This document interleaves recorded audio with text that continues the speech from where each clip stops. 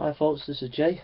We're looking at this book, Evidence, Demands and Verdicts by Josh McDowell, published by Authentic Books. It's a really good book. Sorry for the itchy nose. On page 32, he writes, Blind faith. A rather common accusation sharply aimed at the Christian often goes like this: you Christians are pitiful. All you have is a blind faith. This would surely indicate that the accuser seems to think that to become a Christian, one has to commit intellectual suicide.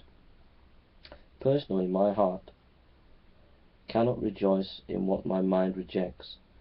My heart and head were created to work and believe together in harmony. Christ commanded us to love the Lord your God with all your heart, with all your soul, and with all your mind, Matthew 22:37. When Jesus Christ and the apostles called upon a person to exercise faith, it was not a blind, but rather an intelligent faith. The apostle Paul said, I know whom I believed, 2 Timothy 1:12, and Jesus said, you know, not ignore the truth, and the truth shall make you free, John 8:23. Sorry, I've got a itchy nose, sorry.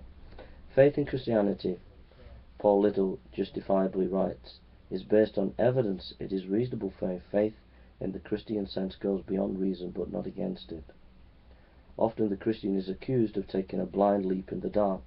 This often is rooted with Kierkegaard.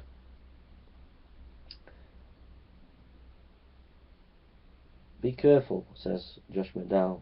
I am not saying that I prove beyond a shadow of doubt that Jesus is the Son of God. What I did was to investigate the evidence and weigh the pros and cons.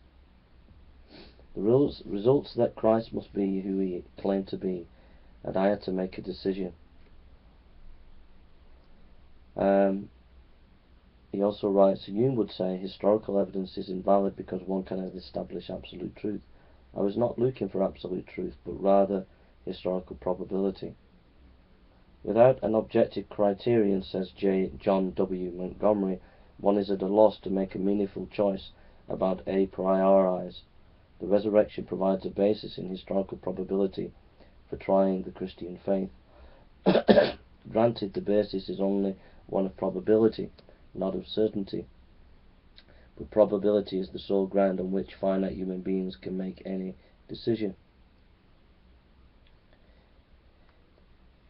At the conclusion of his 4 articles in his magazine, John Montgomery writes concerning history and Christianity that he has tried to show that the weight of historical probability lies on the side of the validity of Jesus' claim to be God incarnate, the Saviour of man, and the coming Judge of the world.